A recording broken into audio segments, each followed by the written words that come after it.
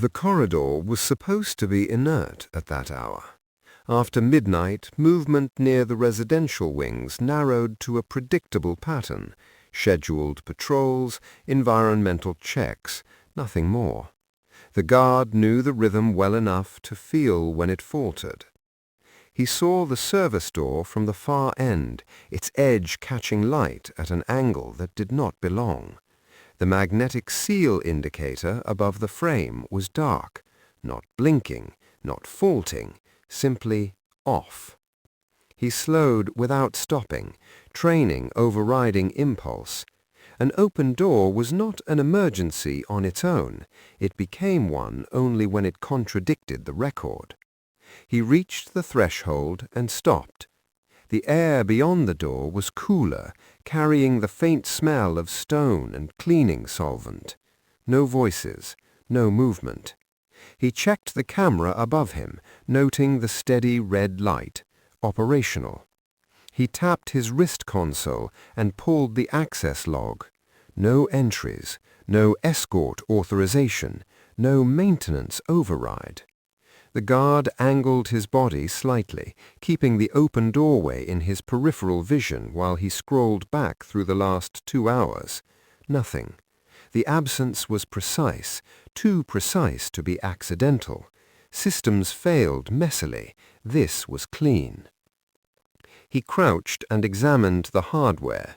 No pry marks, no forced latch. The release mechanism had been engaged correctly, then disengaged. Someone with knowledge, someone with clearance, or someone borrowing it. Just inside the threshold lay a child's slipper, pale blue fabric, soft sole, the heel folded inward as if stepped out of in a hurry. It did not belong there. The residential wing was 3 corridors away, separated by 2 controlled access points. Children did not move through service routes. He did not touch it. Instead, he rose and closed the door part way, enough to re-engage the seal without latching it fully. The indicator flickered amber, then green. He noted the time. The system accepted the correction without protest. Protocol required immediate reporting of unsecured access points. It also required accuracy. He needed to understand what he was reporting. He requested a diagnostic on the access panel. The response came back normal. Power steady, firmware current, no faults recorded. He checked the camera again, rewinding 10 minutes. The feed showed him entering the corridor. Before that, nothing out of sequence, no door movement logged. The guard stood still, listening. The palace had a particular sound at night, a layered quiet of ventilation, distant clocks, old wood settling. Tonight it felt thinner, as if something had been removed rather than added. He keyed a brief note into his private log, separate from the central system. Time, location, condition. He left out the slipper, for now. Footsteps echoed faintly at the far junction. Another patrol, on schedule. The guard straightened, posture resetting into neutrality. When the other guard passed, they exchanged a nod. No questions, no words. After the corridor cleared, he opened the service door and slipped inside, just enough to scan the immediate space. Storage alcove, cleaning supplies, no one present. He stepped back out and sealed it properly, waiting for the confirmation tone. The system accepted it again. That was the problem. He stood there longer than procedure required, eyes moving from seal to camera to floor. The slipper remained where it was, a quiet contradiction. He knew that once he logged it officially, the moment would be owned by the system, altered, smoothed. He picked up the slipper carefully, holding it by the toe, and placed it in an evidence sleeve from his kit. Then he paused, the weight of the decision settling. The corridor was secure again. Whatever had passed through it was gone, but the seal had been opened, and something small had been left behind. He had not yet decided how much of that to say. He filed the initial report at 0241. Language precise, neutral. Service door found unsecured. No corresponding access log entry. Door resealed. Diagnostics normal. He attached timestamps and camera references. He did not mention the child's slipper. Not yet. The confirmation returned quickly, automated. The incident was categorized as minor. A review flag was added, low priority. The system had absorbed it. He remained in the corridor for the next patrol cycle, posture relaxed enough to appear routine. Inwardly, he tracked every sound. The palace began to shift toward pre-dawn, lights adjusting, distant staff movement resuming at the edges, normality reasserting itself. At 0312, he accessed the environmental sensors near the service door. Temperature variance showed a brief drop earlier in the night, consistent with the door being open for several minutes. Not enough to trigger alerts, enough to confirm his observation. He added the data to his private log. When his supervisor checked in over the radio, the guard reported nothing unusual. It was true in the narrow sense the system preferred. The supervisor acknowledged and moved on. Later, in the security office, he secured the evidence sleeve in a temporary locker under his own name. The entry drew a raised eyebrow from the duty officer, but no comment. Senior guards were allowed discretion in preliminary handling. It was an old allowance, rarely used. He washed his hands longer than necessary afterward, the cool water grounding. He replayed the sequence again. Open seal, empty log, misplaced slipper. No alarms, no witnesses. Someone had moved through protected space without consequence. By morning, a facilities note appeared in the system, referencing a brief seal fluctuation overnight. No action required. The wording was familiar, a way of closing doors without opening questions. The guard read it once, then closed the terminal. He knew this was the first compression, an attempt to reduce an irregularity into something manageable. It would not be the last. What mattered was whether the child connected to the slipper would be reduced the same way. As the guard left the office to resume duty, the palace was fully awake. Staff moved with purpose. The corridors looked as they always had. Only the guard carried the knowledge that for a few minutes in the night, a seal had opened when it should not have, and the system had been willing to forget it. The guard first noticed her hesitation before he noticed her at all. She stood near the service corridor junction, clipboard held close to her chest, eyes lowered in a way that suggested calculation rather than deference. Junior administrative staff moved through that area regularly, late paperwork, early preparations, but they did not usually pause. Pausing drew attention. Attention was avoided.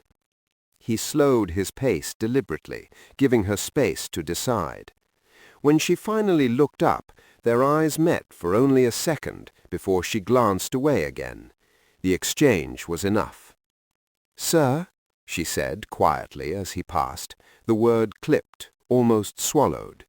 He stopped and turned, keeping his posture neutral. "Yes?" She hesitated, then stepped closer, lowering her voice further.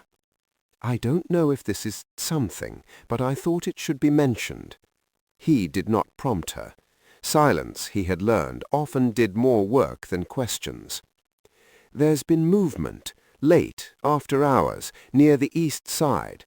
I've seen names appear on the internal board that don't match the shift list." "Names?" he asked, evenly. She nodded. "They're removed by morning." The guard absorbed that without reaction. Temporary listings were not unusual. What was unusual was their removal without annotation. Did you report it? Her grip tightened on the clipboard. Not formally. Why not? She exhaled, a small sound. Because when I asked, I was told not to worry, that it was handled. The word carried weight. Handled meant someone senior had decided the matter was not to be pursued. It was not reassurance, it was closure. He considered his next words carefully. When did you first notice this? 3 nights ago, she said, the same night the cleaning rota was changed without notice. The guard's attention sharpened. Changed how? Reduced. Fewer staff, shorter window. Less visibility. Less noise. She glanced down the corridor reflexively, then back at him. I didn't see anything myself, just patterns, and then this morning one of the logs was missing entirely. Which log? The overnight access reconciliation for residential Tier 2. That was not a minor document. The guard nodded once. Thank you. She looked at him, uncertainty flickering across her face. That's all? For now, he said. She seemed to want to say more, then thought better of it. I didn't come to you, she said quickly. You happened to be here. He met her eyes briefly. Understood. As she moved away, the guard remained still, the corridor continuing its quiet flow around him. The whispered warning had not added noise to the situation, it had narrowed it. Residential Tier 2 included the child's wing. He resumed his patrol, mind working through alignment, open seal, missing log entries, reduced staffing, names that appeared and vanished. None of it was proof, all of it was direction. By the time he reached the control point, a message awaited him from Central Operations requesting confirmation of overnight stability. He replied in the affirmative, fingers steady on the interface. The system preferred reassurance. He provided it. What he did not provide was the context now settling into place. He followed up without appearing to.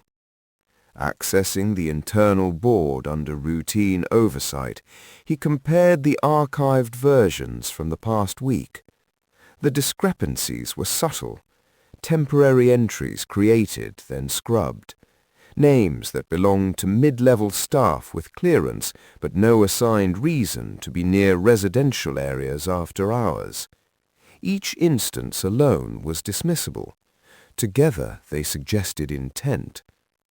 He cross-checked the cleaning rota. The reduction aligned precisely with the nights in question. Fewer witnesses, fewer incidental movements.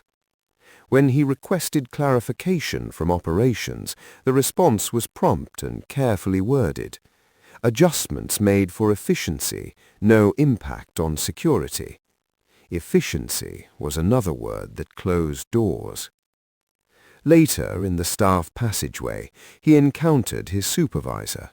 She greeted him normally, then added, "There's been some concern about unnecessary scrutiny."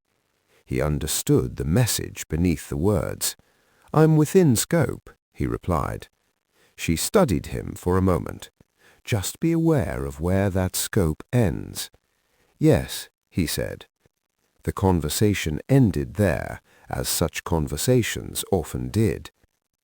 That evening the guard updated his private log again, adding the whispered warning without attribution. He recorded times, patterns, absences. He avoided conclusions. Facts were harder to argue with later. Before ending his shift, he passed the residential junction once more. Nothing appeared out of place. Doors sealed, indicators green. A child's laughter drifted faintly from within, supervised, normal. It would have been easy to accept that sound as resolution. He did not.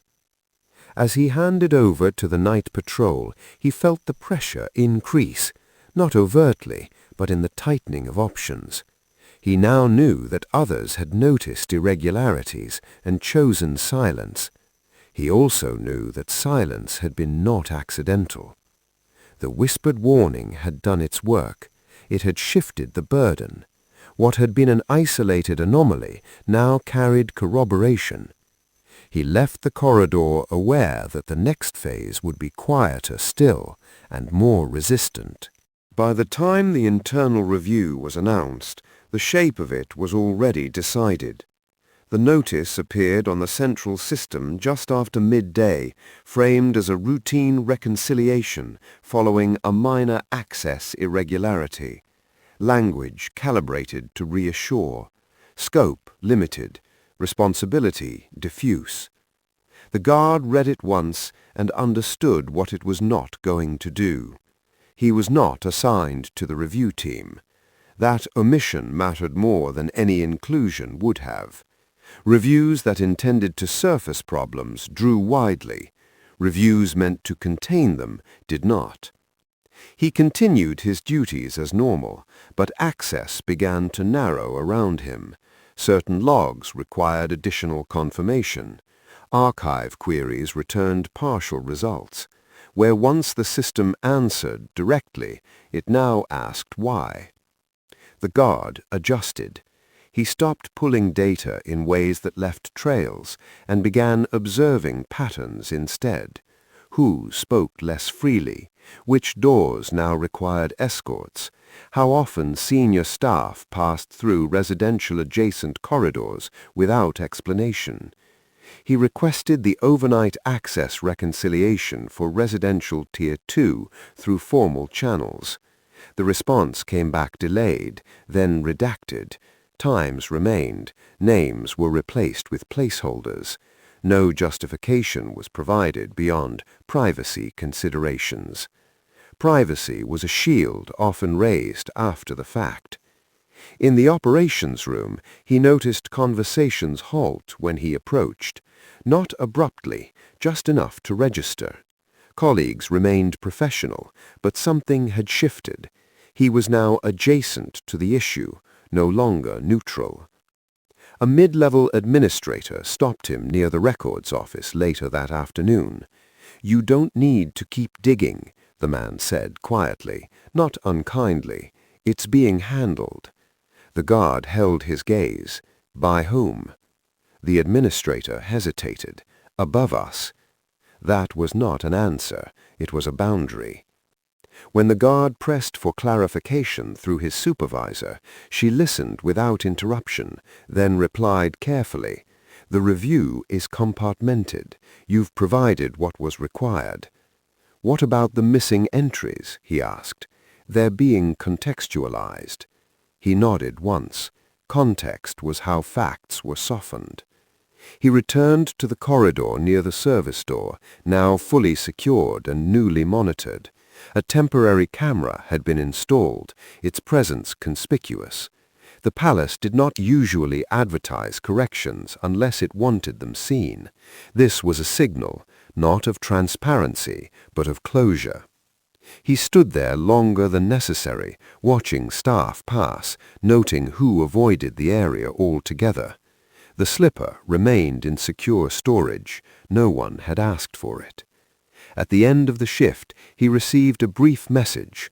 Further independent documentation was not required at this stage. The phrasing was polite. The intent was firm. He acknowledged receipt. The silence that followed was not absence, it was structure. The next morning, the guard found one of his private entries missing. Not erased, misfiled. A timestamp shifted just enough to break continuity. A small thing, easily dismissed as user error. He knew better. He corrected it, resaved the entry, and logged the discrepancy elsewhere. That afternoon he was called into a short meeting with security oversight. 2 officials he recognized, 1 he did not. The tone was calm, reassuring. "You've done your job," one of them said. "We don't want this to become something it isn't."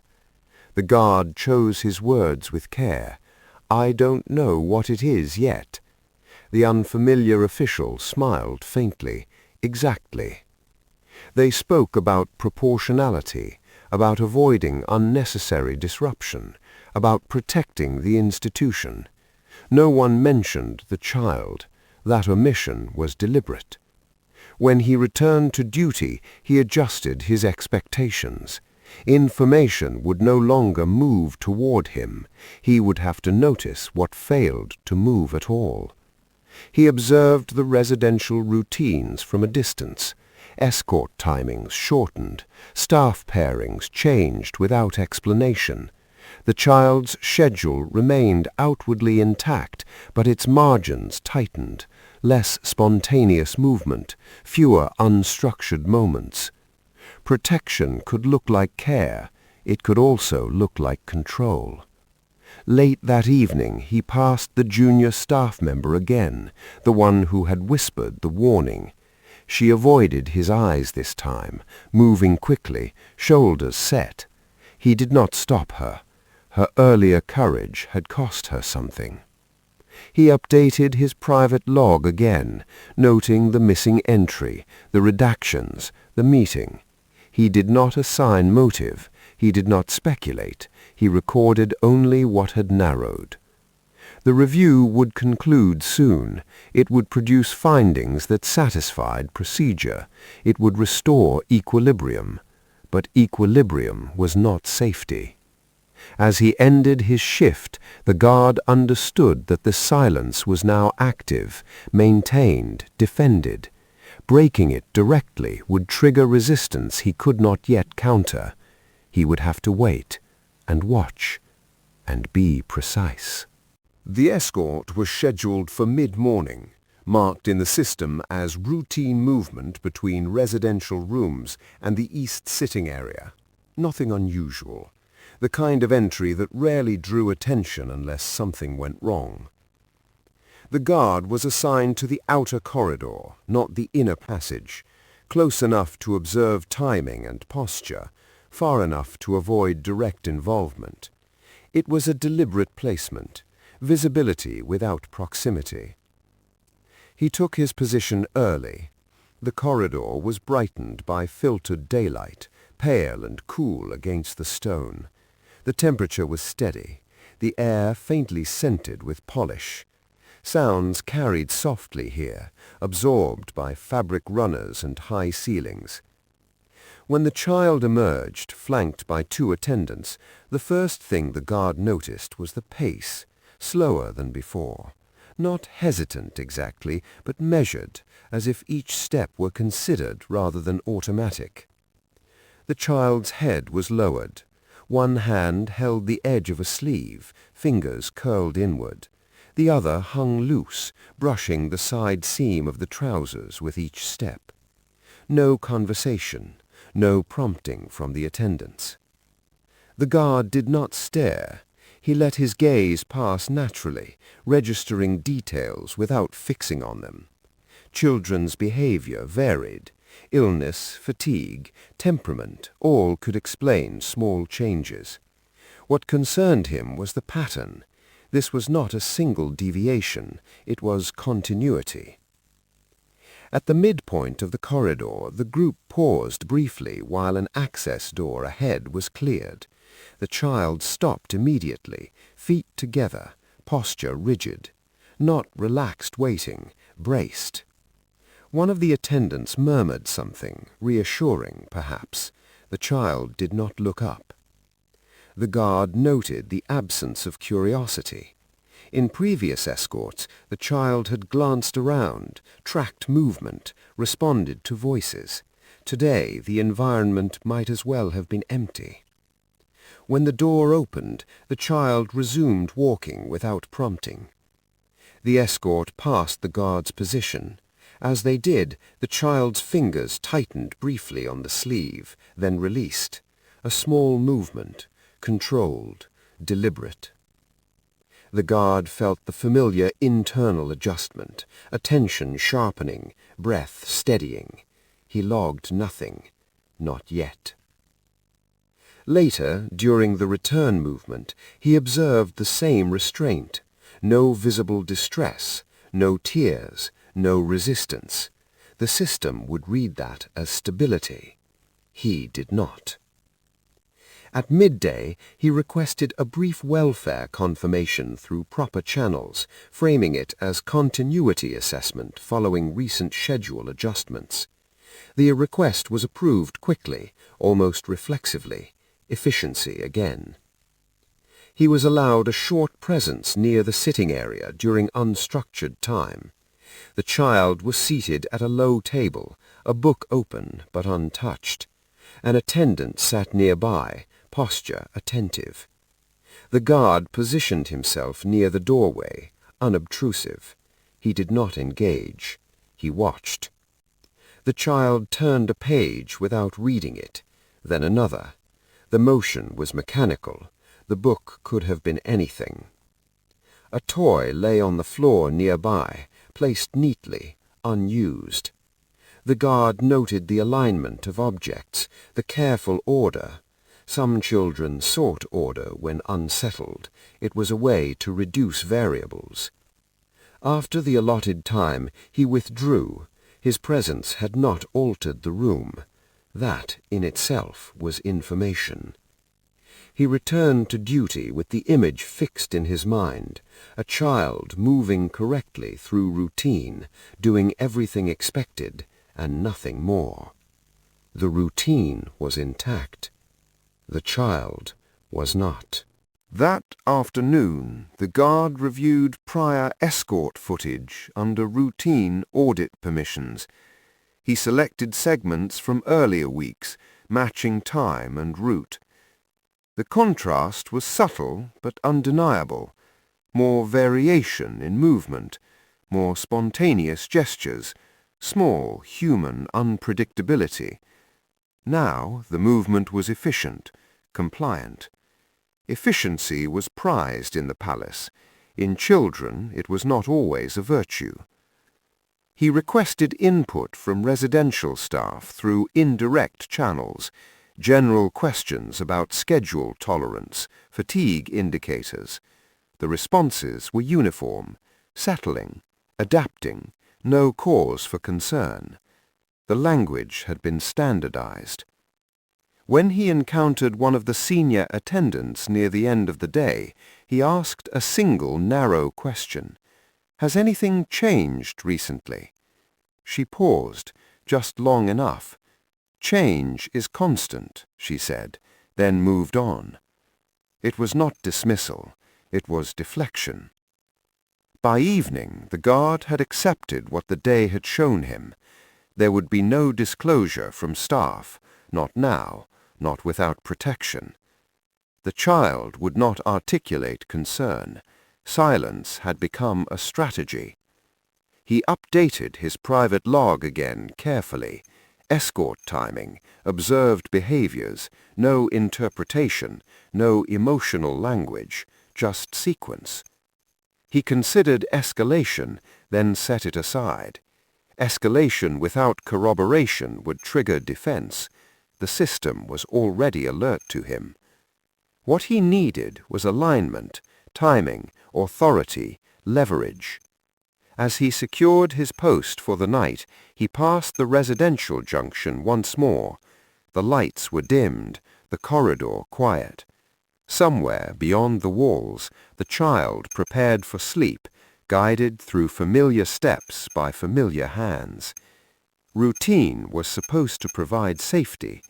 Tonight, it felt like containment. The guard stood still, listening to the palace settle, and understood that the next phase would require disobedience of a particular kind, not of rules, but of expectation. And when that moment came, there would be no room for hesitation. The directive arrived without ceremony, embedded in a routine briefing update that scrolled past most eyes without pause. For the guard, it registered immediately. Effective immediately, all non-essential observation near residential Tier 2 was to cease, patrol routes adjusted, oversight centralized. Any concerns were to be routed through supervisory channels only. It was the cleanest form of instruction, technically reasonable, procedurally sound. It also severed the last informal line of sight. He acknowledged receipt and altered his route as required. The change moved him one corridor farther out, replacing proximity with abstraction. From there he could monitor access points, but not people, doors, not faces. Within the hour he felt the effect. Requests that once returned data now returned acknowledgments. Logs closed faster, conversations shortened. No one said he was being watched. They did not need to. He complied outwardly. Inwardly he recalibrated. Instinct did not urge him to defy orders outright.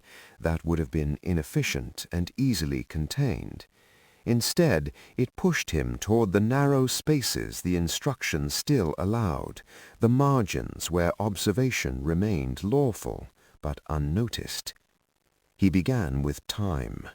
If he could not watch the child directly, he could watch what surrounded the routine, escort durations, gaps between handovers, which staff appeared consistently during late transitions. He recorded nothing centrally. He memorized. During an afternoon perimeter sweep, he noted a senior aide exiting a service stairwell that did not connect to her assigned area. The movement was logged, but the reason was not. He did not challenge her. He noted the time. Later, he observed a maintenance request issued and closed within 9 minutes, too fast for the task listed. The location overlapped with the residential service corridor. He cross-checked nothing. He watched who passed. Pressure arrived in subtler forms. A supervisor asked casually why he seemed distracted. A colleague joked about overthinking shadows. The tone remained light. The message did not. He adjusted his demeanor, deliberately relaxing where he could, reducing visible focus. He had learned long ago that attention could be a liability if worn openly. That evening he received a message clarifying the directive. Any deviation would be noted, not reprimanded, not corrected, noted. He closed the message and continued his round. Near the end of the shift, he positioned himself at an intersection that offered partial acoustic overlap with residential Tier 2. He could not see inside. He could hear fragments when doors opened, voices, footsteps, the rhythm of movement. At 1942, a door opened briefly. The sound that emerged was not speech, but stillness, the kind that followed interruption. It lasted seconds. Then the door closed. The guard marked the time mentally. He finished his shift without incident and left the palace grounds as scheduled, compliance intact, records clean. The decision did not announce itself. It settled. If the system insisted on narrowing lawful observation, he would narrow himself into what remained. Precision would replace access. Memory would replace records. The instruction had been given. Instinct had not been silenced. The next day he began where instruction still permitted him to stand. Morning checks brought him briefly near the administrative passage that bordered residential Tier 2 from above. It was not a child access corridor. It was used by staff alone. The guard stationed himself there under the justification of shift overlap, a legitimate need, easily approved. From that position he could see patterns. Which staff arrived early, which left late, which avoided eye contact, which spoke too much. At 10:18 he observed the same senior aide again, entering the passage with a folder held tightly against her side. She paused at the threshold, glanced both ways, then continued. The gesture was small. The intent was not. He did not follow. Following created witnesses. Instead, he moved closer to the records terminal later that hour and requested a standard activity heat map for staff movement. The system generated it automatically, abstracted, anonymized. What it showed was density. Residential Tier 2 was quiet. The adjacent service passages were not.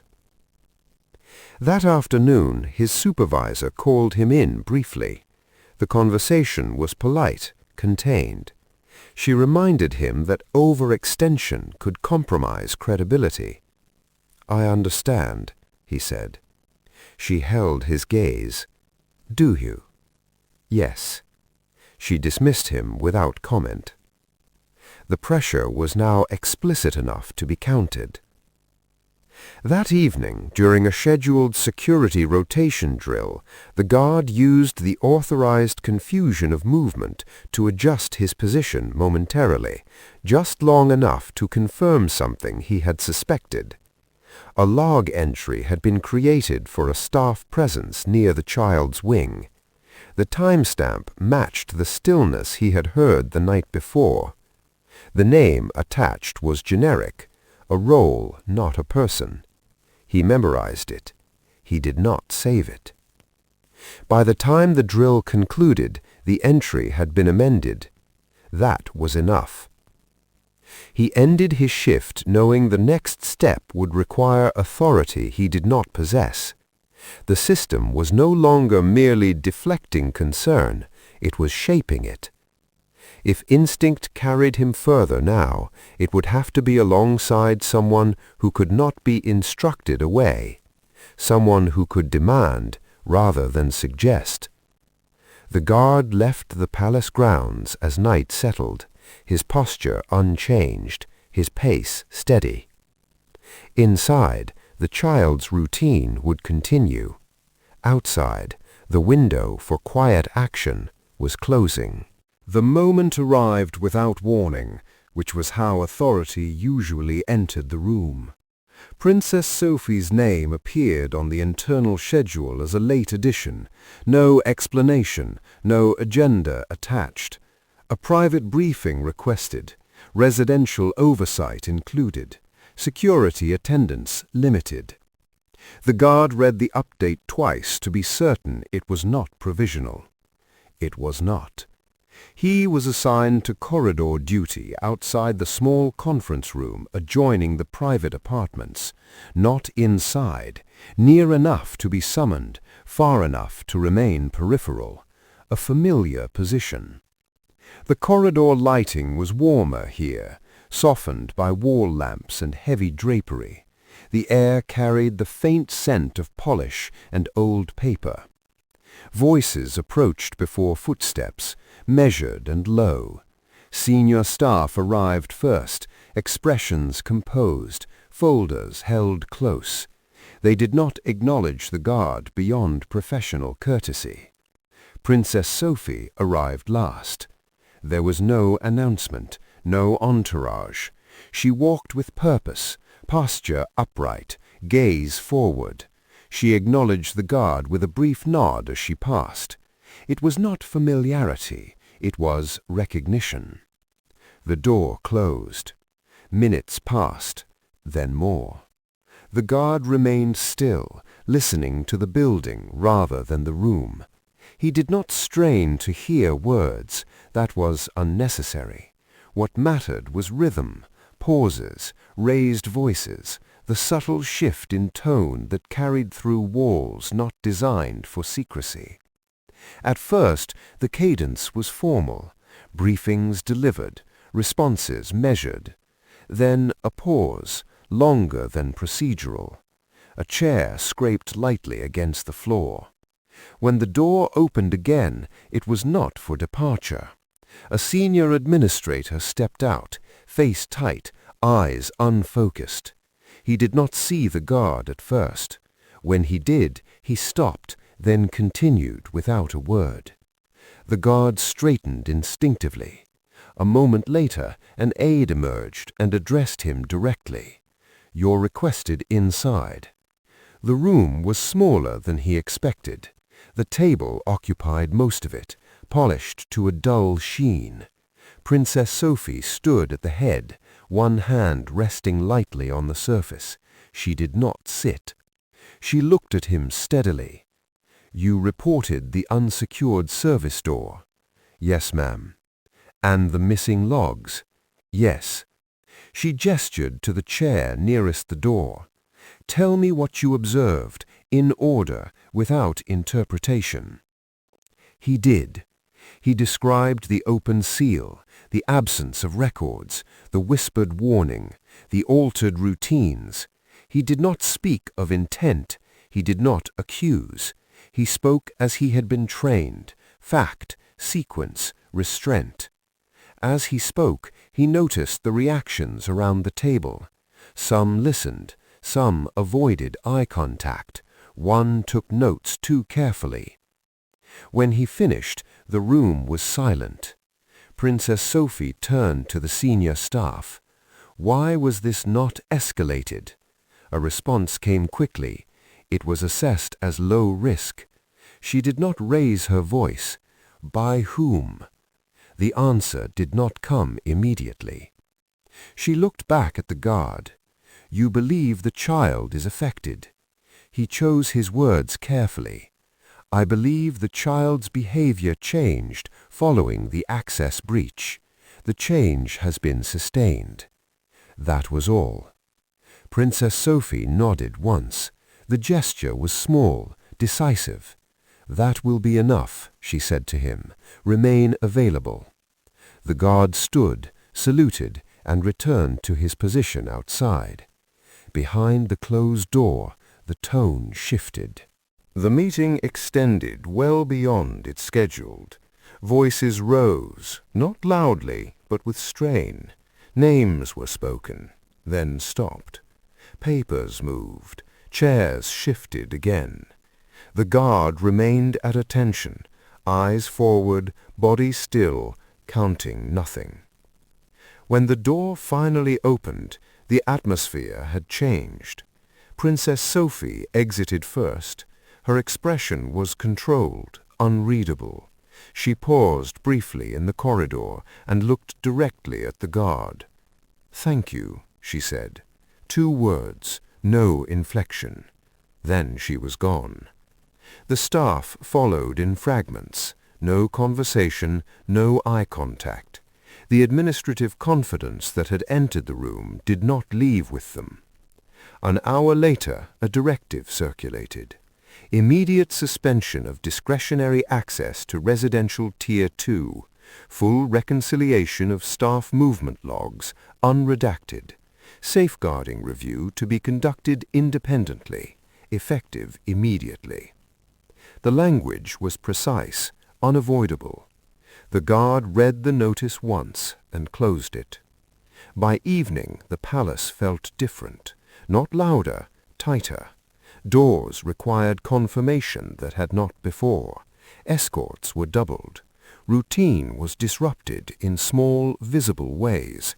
The system was no longer smoothing irregularities, it was containing fallout.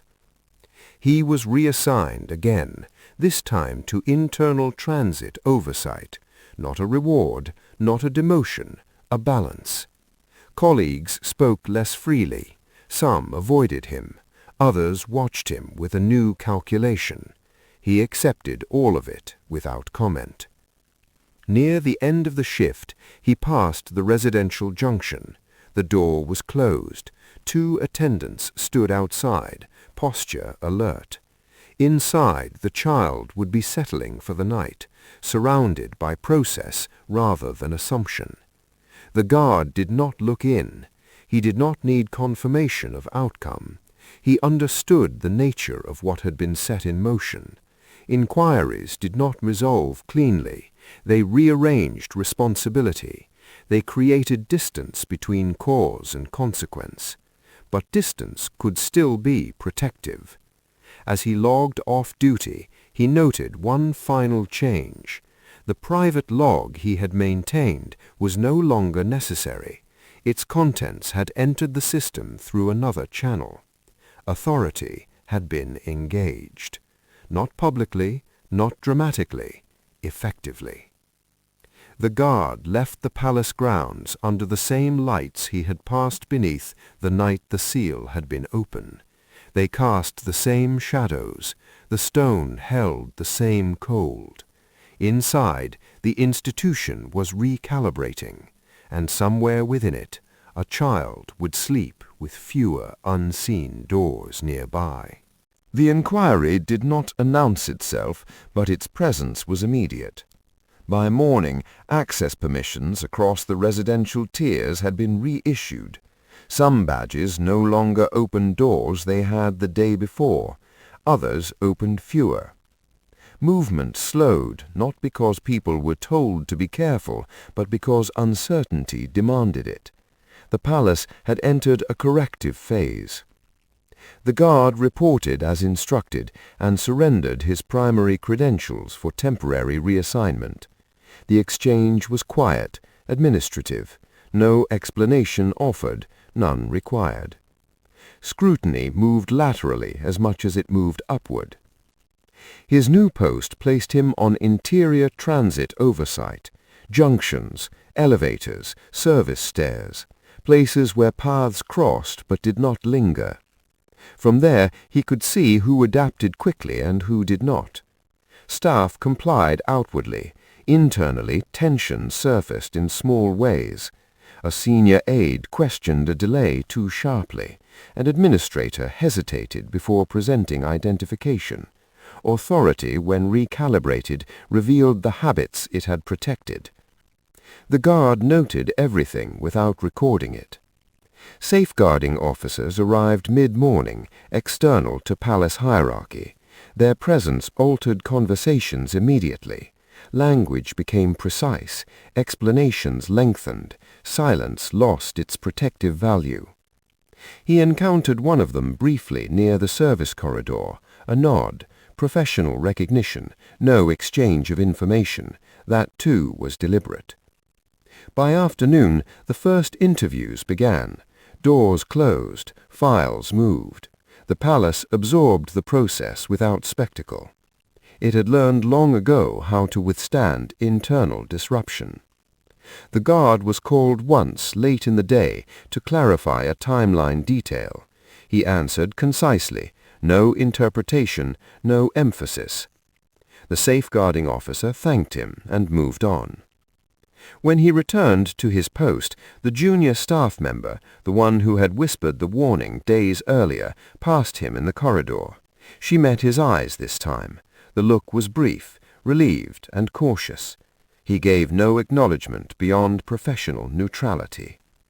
The system had not forgotten her. As evening approached, movement near residential Tier 2 became more structured. Escorts doubled, logs updated in real time.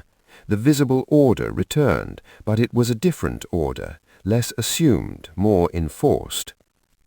The guard watched the transition without satisfaction. Protection was not a conclusion, it was a condition that required maintenance. He remained at his post until relieved, posture unchanged, expression neutral. Only when he left the corridor did he register the quiet shift inside himself. The pressure that had driven his attention had eased, replaced by something steadier. Responsibility had moved. Several days later, his original credentials were restored. No explanation accompanied the reissue, no debrief. The palace preferred continuity to closure. The inquiry continued in parallel, largely invisible now, handled by structures designed to outlast attention. The guard resumed his prior patrol routes without comment. Some colleagues avoided him, others treated him with a careful respect that bordered on distance. He accepted both as temporary. Near the end of one shift, he passed the residential junction during a routine check. The corridor was quiet, lights dimmed. An attendant stood nearby, posture relaxed but attentive. Inside, the child's routine would be unfolding as scheduled. As he turned away, he heard laughter, soft, brief, unguarded. It carried only a few steps down the corridor before dissolving into the fabric of the building. He did not stop. He did not look back. The sound was enough. Later, in the security office, he closed the final entry in his private log, not because it was no longer needed, but because its purpose had been fulfilled. He archived it without flag or annotation. The palace would continue as it always had, adapting to the latest correction, absorbing the cost quietly. Authority would remember the demand not as a moment, but as a precedent. For the guard, the lesson was simpler. Protocol existed to create safety, but it relied on those willing to notice when safety became performance. Instinct, when disciplined, did not undermine order, it preserved it. He left the palace grounds under a clear night sky, the stone behind him holding its silence once more. Tomorrow he would return. He would stand where he was placed. He would watch what he was meant to watch. And if another seal opened when it should not have, he would notice again. That was the work.